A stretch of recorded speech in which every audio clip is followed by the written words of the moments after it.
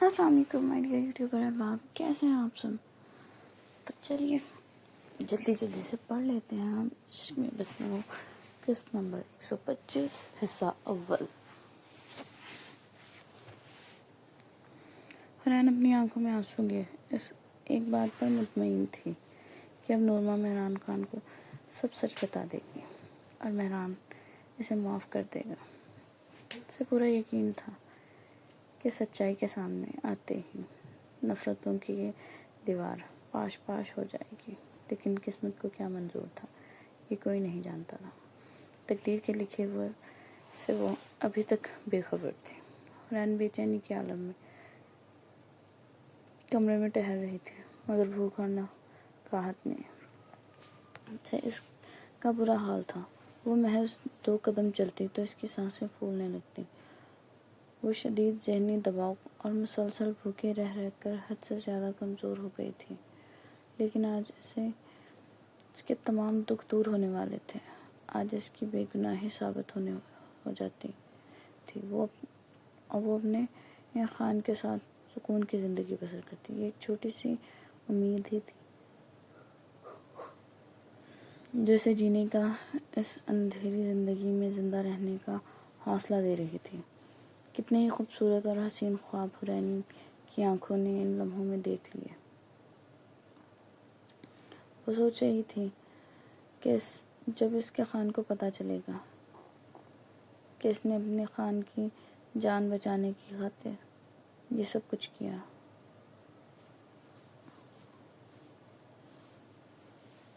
تو خان اسے تڑپ کر گلے لگا لے گا۔ خان اسے ایک بار پھر ویسے ہی ٹوٹ کر محبت کرنے والی نظر سے دیکھے گا اور اسے وہ تمام عزت اور توقیر دے گا جس کی وہ حقدار ہے۔ وہ ایک باوفا عورت کہلائی جائے گی، ایک ایسی عورت جو اپنے شوہر کے لیے اپنی عزت، اپنی انا اور اپنی زندگی تک داؤ پر لگا سکتی ہے۔ اسے اس لمحے کا انتظار تھا جب اس کا خان اس کی عظیم قربانی کو دیکھے گا اور پھر کیسے اس پر صد کی باری جائے گا۔ ابھی حسین تصورات نے اس کی کمزور ہوتی سانسوں کو ایک نئی توانائی دے رکھی تھی۔ حنان اپنے خوبصورت سوچوں میں امید کے حصار میں کھوئی ہوئی تھی کہ اچانک دروازہ کھلنے کی بھاری آواز آئی۔ حنان نے جھٹکے سے سر اٹھایا تو سامنے مہران خان کھڑا تھا۔ اس کی آنکھیں اس وقت ہر قسم کے احساس سے مکمل خالی تھیں۔ وہ اتنی بے رنگ تو اس دن بھی نہیں تھی جب وہ پہلی بار اسے ہاسٹل سے لے کر آیا تھا۔ مہران کے پیچھے نورما بھی موجود تھی۔ مہران خان کسی بپھرے ہوئے طوفان کی مانند بھاری قدموں سے چلتا ہوا صوفے پر بیٹھ گیا۔ اس کے پیچھے نورما بھی آئی اور حنان سے کچھ فاصلے پر رک کر کھڑی ہوئی۔ اس نے حنان کی طرف ملامتی نظروں سے دیکھا اور گویا بی بی میں نے اس دن بھی کہا تھا کہ خان کو پتہ چل جائے گا اور خان ہمیں نہیں چھوڑے گا۔ یہ سنتے ہی مہران فوراً حنان کی طرف دیکھا۔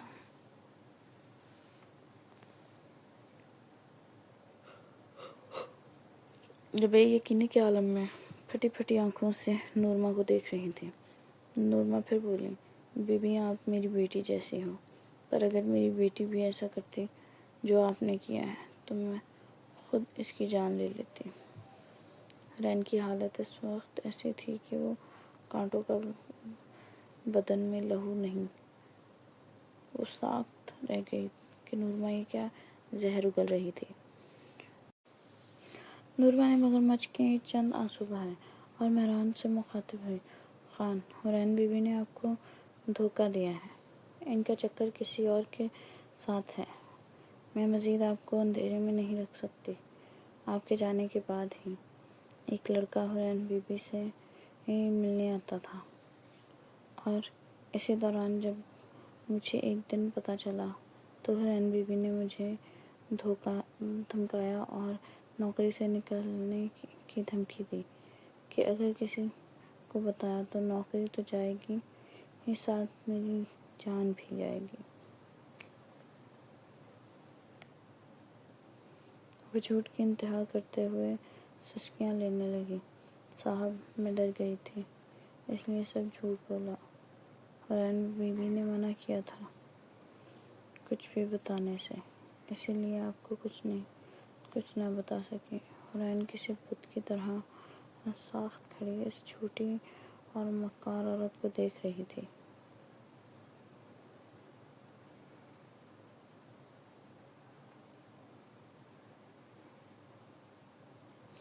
اس کے وجود میں اب ذرا سی حرکت کرنے کی ہمت بھی نہیں رہی تھی۔ روح جیسے فنا ہو رہی تھی۔ نورما اپنا زہریلا جھوٹ بول کر باہر نکلنے لگی، لیکن جاتے جاتے ایک بار پھر پلٹی اور بولی، خان آپ کو بچوں کی طرح پالا ہے، اگر ہو سکے تو اس عورت سے جان چھڑا لیں اور طلاق دے کر چلتا کریں۔ آپ کو رشتوں کی کمی نہیں تھوڑی ہے، آپ کا خاندان میں لڑکیاں بھری پڑی ہیں، جس پر انگلی رکھیں گے وہی آپ کی ہوگی۔ نورما کی ساری بات پر مہران کا ماتھا ٹھنکا تھا۔ اسے یہ بات اتنی سیدھی اور سادہ نہیں لگ رہی تھی جتنی نورما بنا کر رہی تھی۔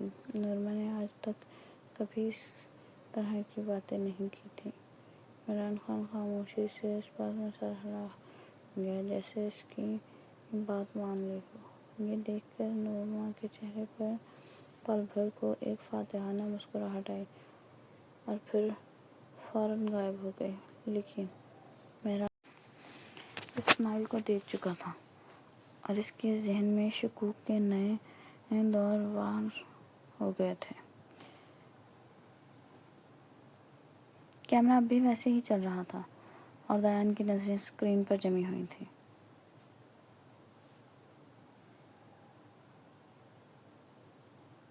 وہ ابھی تک اس حقیقت سے قطعی بے خبر تھا کہ وہ اسی بیسمنٹ میں قید تھا جو اس نے خود ایک وقت میں اپنے دشمنوں کو عبرتناک قید میں رکھنے کے لیے بنائی تھی۔ یہ وقت کا کیسا بھیانک کھیل تھا کہ وہ خود اپنی ہی تخلیق کردہ جیل میں تھا اور اسے پتہ بھی نہیں تھا کہ یہ اس کا اپنا گھر ہے۔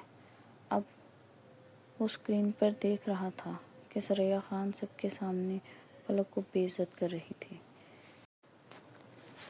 ان کے لہجے کی گانٹھ زہر میں بچھی ہوئی تھی۔ بی بی بیوہ ہو تم، شرم نہیں آئی غیر کے سامنے یوں بن ٹھن کر آئی ہو؟ زہر تو تمہیں میرا بیٹا ہی لگتا تھا، مگر غیر مردوں کو لبھانے کے سارے ہنر آتے ہیں تمہیں۔ پلک نے جب اپنے آنسوؤں سے بھیگا ہوا معصوم چہرہ اوپر کیا تو ثریا خان غصے سے تلملا کر اس کی طرف لپکیں اور ایک زوردار سنسناتا ہوا تھپڑ پلک کے منہ پر رسید کر دیا۔ اس اچانک حملے پر وہاں موجود سبھی لوگوں نے شدید حیرت اور صدمے سے ثریا خان کو دیکھا جو اب کسی بپھری ہوئی شیرنی کی طرح پلک کے بال پکڑے کھڑی تھی۔ سن لڑکی، تو اس قابل نہیں ہے کہ ہم سے آنکھیں ملا سکیں۔ آج تو اس غیر مرد کے سامنے ایسے بن ٹھن کر آئی ہے کہ جو تھوڑا بہت رشتے کا لحاظ تھا آج وہ بھی نہیں رہا۔ تم نے کیا سمجھا میں اپنے بیٹے کی مجرم کی شادی دھوم دھام سے کروں گی؟ ان کے لہجے کی وحشت بڑھتی چلی گئی۔ نہیں لڑکی، میں ہرگز نہیں چاہتی کہ میری بیٹی کی رخصتی پر تجھ جیسی منحوس کا سایہ پڑے، اس لیے پہلے اپنی بیٹی کو رخصت کروں گی اور اس کے ٹھیک بعد تمہارے وجود سے اپنے اس گھر کو پاک کروں گی۔ دفع ہو جائے یہاں سے۔ ثریا خان کی نفرت اور حقارت سے بھرپور آواز پورے ہال میں گونج رہی تھی، جبکہ بیسمنٹ میں بیٹھا دیان اپنی اپنی جان سے پیاری بیوی عورت کی یہ تذلیل دیکھ کر زنجیروں میں جکڑا تڑپ رہا تھا۔ اس کی آنکھوں میں اترتا ہوا خون اب کسی بڑے طوفان کی نوید لگ رہا تھا۔ ثریا خان نے پلک کو ایک زوردار دھکا دیا اور بے بسی سے پیچھے کی جانب جا گری۔ حولا نے تڑپ کر جلدی سے آگے بڑھنا چاہا تاکہ اسے گرنے سے بچا سکے، لیکن ثریا خان کی کڑکدار آواز پر اس کے قدم جہاں تھے وہیں منجمد ہو گئے۔ ثریا خان وہیں کھڑے غصے سے غرائی، رک جا حولا! اگر تو ایک قدم بھی آگے بڑھایا تو تجھے وجدان کی زندگی سے باہر پھینک دوں گی۔ ثریا خان کا جلال اور غصہ کسی صورت قابو نہیں آ رہا تھا۔ حولا نے ایک نظر اس بکھرے ہوئے منظر پر ڈالی اور غصے سے پیر پٹکتی اپنے کمرے کی طرف بڑھ گئی۔ وجدان نے جھنجھلا کر اپنے سر پر ہاتھ مارا۔ وہ جانتا تھا کہ اب اپنی بیوی کو منانا کوہ گرا سر کرنے کے برابر ہوگا۔ وہ پہلے ہی مارگریٹ کی موجودگی کی وجہ سے شدید پریشان تھے اور اوپر سے یہ نیا رائتا پھیل گیا۔ وہ تیزی سے اس کے پیچھے لپکا، لیکن حولا اندر سے کمرے کو لاک لگا چکی تھی۔ حولا! دروازہ کھول جان! وجدان نے دستک دی۔ خان جائیں یہاں سے۔ آپ کی ماں مجھے آپ کی زندگی سے ویسے بھی نکال ہی رہی ہے۔ آپ اس انگریز لڑکی کے پاس چلے جائیں۔ اندر سے حولا کی رندی ہوئی آواز آئی۔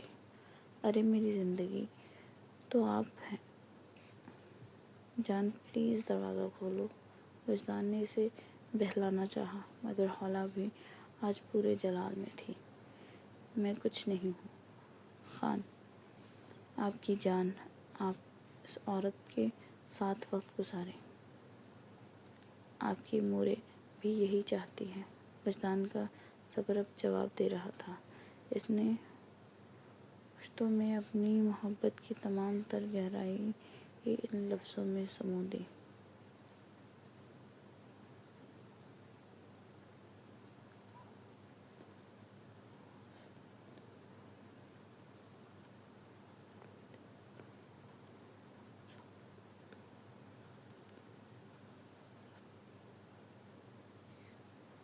حولا! میری زندگی، میری جان کے ٹکڑے، میرے جینے کی وجہ، میری مہارانی، میری سانسوں کی ملکہ، میری زندگی کی ملکہ، میری آنکھوں کی ٹھنڈک، میرا سکون، میرے بچے کی ماں، مہربانی کر کے دروازہ کھول دیں۔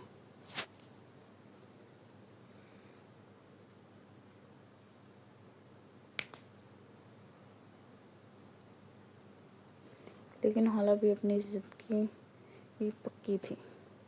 وہ بکھر کر بولی، جائیں خان! جس بچے کے لیے آپ تڑپ رہے ہیں اب وہ آپ کو کہیں نہیں ملے گا۔ میں اور میرا بچہ، ہم دونوں یہاں سے چلے جائیں گے۔ یہ سنتے ہی ایک دم وجدان کی آنکھوں میں وحشتناک خون اتر آیا۔ اس کے جلال کی حد ختم ہو گئی اور وہ دہاڑ کر بولا، اچھا تو یہ بات ہے، ابھی بتاتا ہوں تمہیں۔ اس نے دراز کی غیب سے چابی نکالی اور چشم زن میں دروازہ کھول کر اندر داخل ہو گیا۔ حولا ایک لمحے کو اس کی وحشت دیکھ کر خوف زدہ ہوئی، لیکن پھر غصے سے منہ پھیر گئی۔ وجدان غصے سے بھرے ہوئے شیر کی طرح بھاری قدموں سے اس کی طرف بڑھا اور اسے جھٹکے سے کھینچ کر دیوار سے لگاتے ہوئے اس کے ہونٹوں پر جھک گیا۔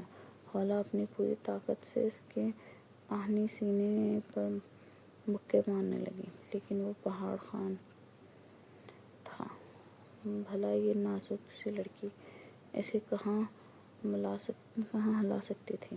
وہ دیر تک اس کے ہونٹوں کی تمام تر نرمیاں چراتا رہا، یہاں تک کہ حالات بے سانس ہونے لگی اور اس کی تمام تر مزاحمتیں دم توڑ گئیں۔ اس کے وجود کا ڈھیلا محسوس کرتے ہوئے وجدان نے اسے اٹھا کر دیوار کے ساتھ مزید سختی سے پیوست کر دیا۔ اس کی ٹانگیں اپنی کمر کے گرد لپیٹ لیں اور اس کی بلیک فراک کے سامنے سے بے رحمی سے چاک کرتے ہوئے اپنے تپتے ہوئے دانت اس کی رانائی پر گڑا دیے۔ حولا کے حلق سے ایک بے ساختار درد بھری چیخ نکلی۔ وجدان نے اسے اپنی خون آلود نظروں سے دیکھا اور غضبناک ہو کر دہاڑا، میرے بچے کو مجھ سے دور کرو گی، خود کو مجھ سے دور کرو گی۔ آج کے بعد تم یہ سوچنا بھی ایک گناہ سمجھو گی۔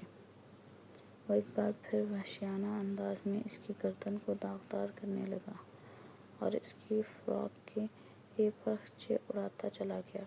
اس وقت اس کا جنون تمام حدیں پار کر چکا تھا۔ جاری ہے۔ کہانی پسند آئے تو چینل کو سبسکرائب کریں۔ اپنا کامنٹ ضرور دیں۔ آپ کہاں سے پڑھ رہے ہیں؟ شکریہ۔